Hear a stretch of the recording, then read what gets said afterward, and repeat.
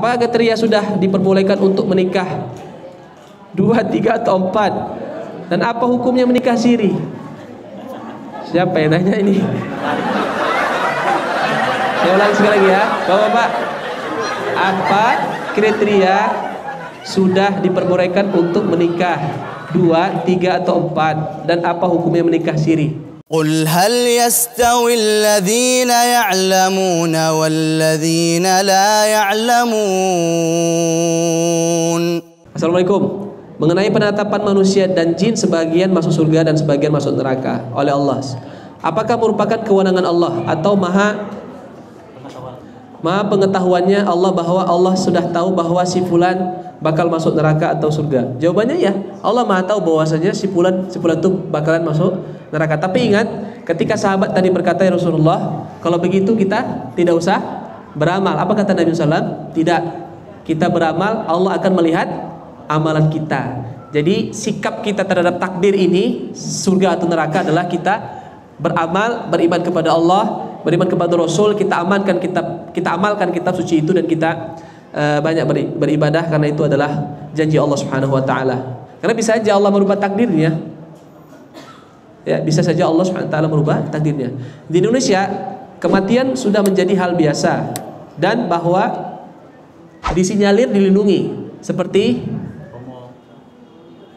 kemaksiatan. Di Indonesia kemaksiatan sudah menjadi hal biasa dan disinyalir dilindungi, seperti syirik, homo, lesbi, judi, merampok, lebih parah dari kaum Lut. Bagaimana cara agar kita tidak diadab Allah Subhanahu wa taala? Istighfar. Beristighfar, banyak istighfar. Maka Allah mu'adzibahum wa hum yastaghfirun. Salah satu cara supaya kita mengimbangi kemaksiatan dan kezaliman yang ada di kampung kita, di tempat tinggal kita, di negara kita, dengan istighfar. Satu. Yang kedua, yang paling penting ini Pak, tegakkan tauhid. Itu ya, tegakkan tauhid, karena tauhid itu membuat kita aman. Sebetulnya kalau merampok, berjudi, berzina, minuman keras, itu tidak terlalu menjadi sebab utama. Sebab utamanya adalah apa? Kesyirikan. Itu kesyirikan penyebab utama. Maka kalau ada kesyirikan, kita ingatkanlah, jangan sampai tidak kita ingatkan. Assalamualaikum Ustaz, izin bertanya, apa hukumnya tentang seruan wakaf nasional? Seruan wakaf nasional, Al-Quran dan Nabi Muhammad SAW sudah mengajarkan kita untuk berwakaf. Wakaf itu artinya memberhentikan sesuatu dari harta kita, manfaatnya nggak kita ambil dan tidak diambil oleh anggota keluarga kita sebagai warisan, tapi manfaatnya itu diberikan kepada kaum muslimin, kan gitu dia. Makanya wakaf itu lebih baik dia sifatnya apa? Sesuatu yang tidak bergerak dan dipakai pemanfaatannya dalam waktu yang lama, bukan uang. Kalau uang dia lebih kepada sedekah. Ya, uang lebih daripada sedekah. Walaupun sebetulnya bisa juga wakaf untuk dengan uang, artinya misalnya ada uang 5 juta, ini saya wakafkan uang ini untuk kepentingan masjid, apa saja silakan dipakai. Tapi sekali lagi, wakaf itu sifatnya dia nggak habis. Kalau uang bakalan habis dia dipakai. Sama seperti Umar bin Khattab, dia punya kebun kurma. Dia berkata kepada Rasulullah, ini kebun kurma saya tahan, artinya saya wakafkan. Ini kebunnya tidak untuk siapa-siapa, tapi hasilnya untuk kaum muslimin. Itu namanya wakaf. Kemudian yang kedua, bolehkah wakaf itu dijual? Wakaf boleh nggak dijual? Misalnya ada masjid, itu tanahnya wakaf, bangunannya juga impak orang. Ini masjid kecil, udah nggak bisa dipakai lagi, nggak muat, orangnya banyak. Kemudian mau dipakai di situ, mau dibangun lagi, direnovasi. Ini udah lahannya nggak bisa lagi, harus pindah ke sebelahnya. Ini masjid, bolehkah dijual tanahnya, lahannya untuk masyarakat? Artinya dia dibeli, nanti uangnya diambil untuk modal tambahan bangun masjid. Boleh nggak ini? Jawabannya boleh. Ini fatwa para ulama. Karena yang paling penting adalah pemanfaatannya. Nah, inilah kalau misalnya ada masalah-masalah di kampung-kampung kita, masalah itu wakaf tuh nggak bisa lagi, nanti nggak ada lagi. Ini dijual, dibalikkan kemari untuk modal, itu akan bisa. Bapak Ibu, siapa yang mau jawab pertanyaan saya? Oh, nggak ada yang berani, pertanyaannya mudah kayak tadi. Nggak ada. Kalau gitu saya tanya aja langsung, nanti Ustaz Ridho yang nunjuk. Saya nggak berani nunjuk, nanti kirain saya. Ini khusus wanita, ibu-ibu. Ya, ibu-ibu yang menjawab pertanyaan saya. Apa nama kampungnya kaum Nabi Lut?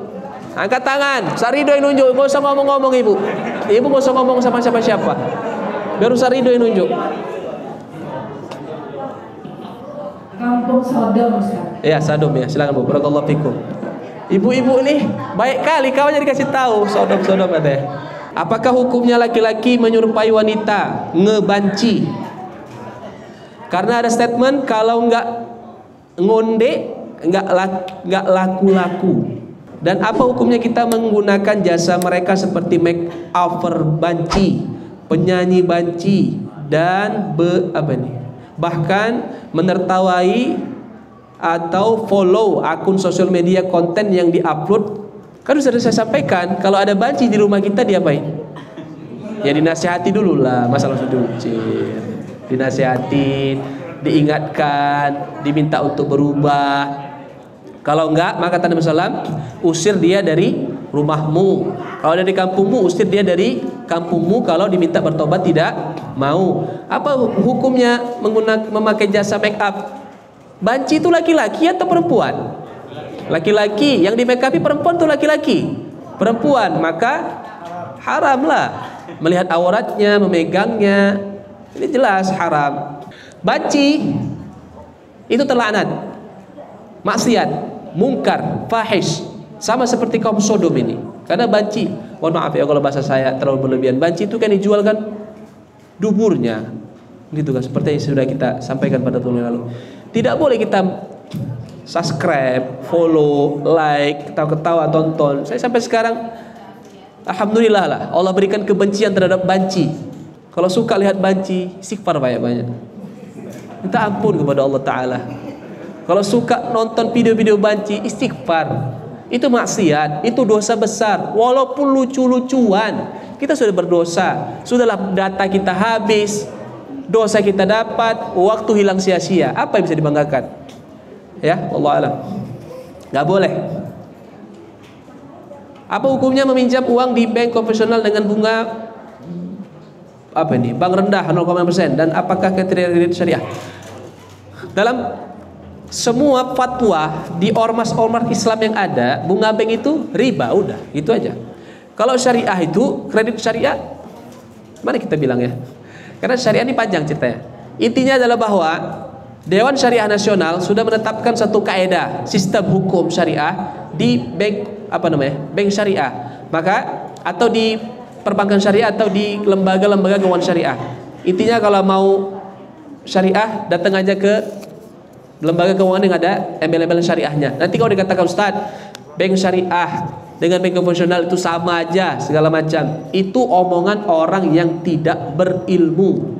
Ada bedanya, ada ketetapannya, ada ketentuannya yang sudah ditetapkan oleh para ulama-ulama kita. Lantas kalau kita berkata demikian, sama aja itu konvensional dengan syariah, terus kita nggak mau yang syariah, kita konvensional aja karena menganggap itu sama, maka kita dihujat oleh Allah Ta'ala nanti di hari kiamat karena kita tidak mau ikut fatwa para ulama kita.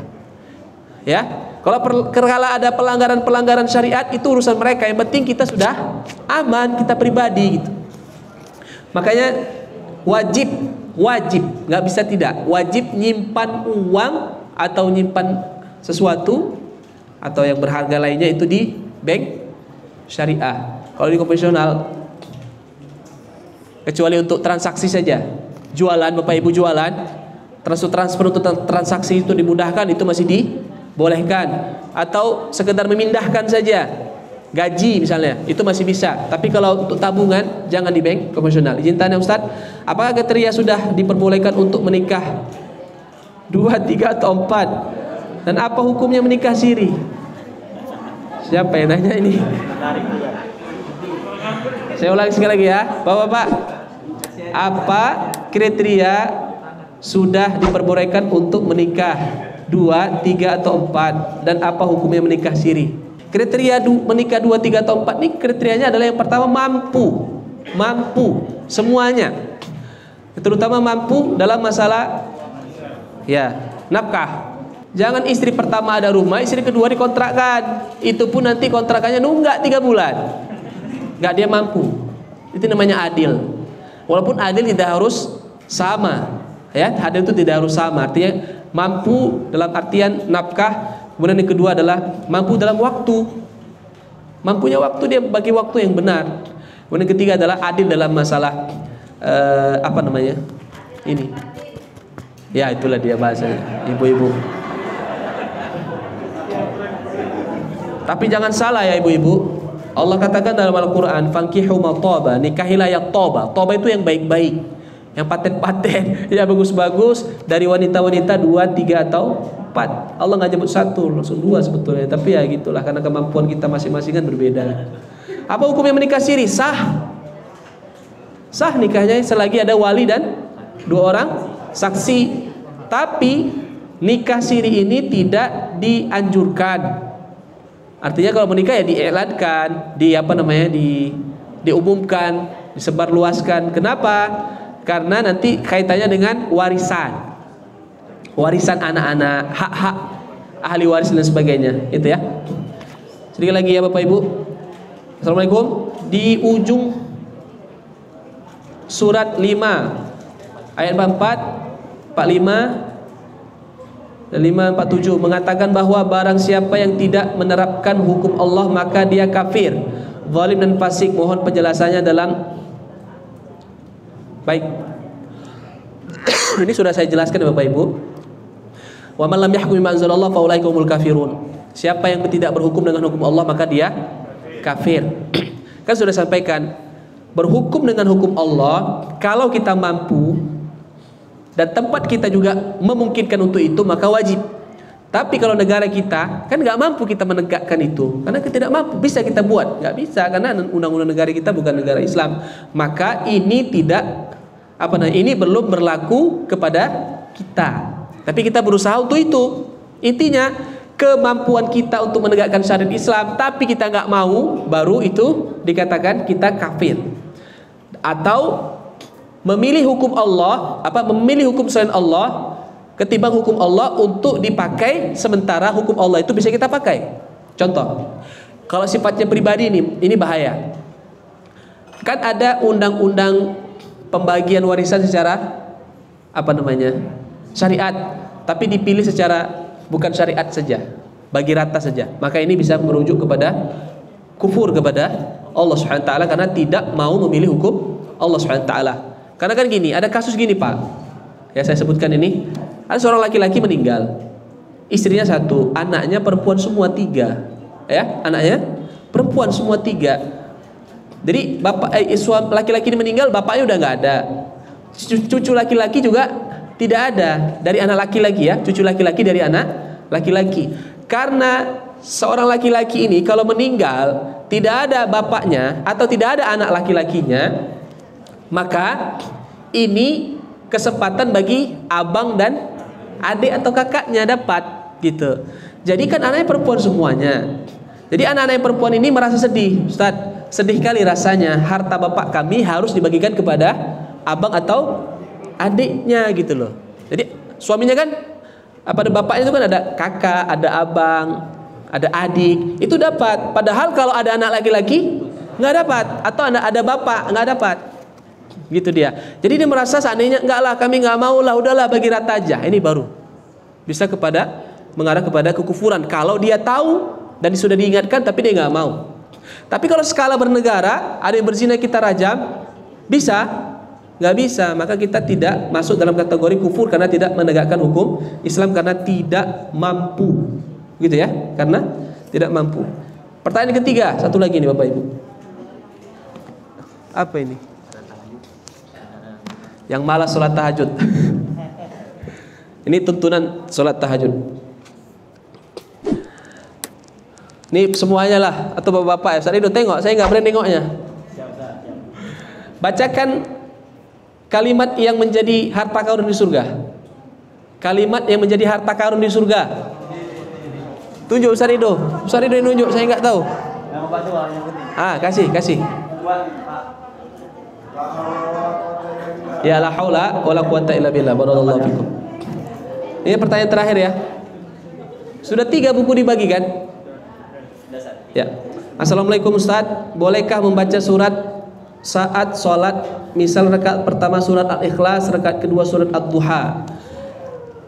Boleh, tapi baiknya diurutkan. Yang dahuluan dapat, kalau dari misal dari depan, duluan dapat itu yang dibaca pada rakaat yang pertama. Rakaat kedua baca yang setelahnya. Contohnya, rakaat pertama jangan baca An-Nas. Rakaat kedua mau baca apa? Kan nggak ada lagi kan? Ah gitu. Rakaat pertama misalnya baca Al-Ikhlas, kan di atas dia, masih an. Baru rakaat kedua baca An-Nas atau Al-Falaq. Tapi kalau misalnya mau dibalik juga nggak apa-apa. Hanya saja adab dalam membaca Quran seperti itu, ya. Adab dalam membaca Quran demikian. قل هل يستوي الذين يعلمون والذين لا يعلمون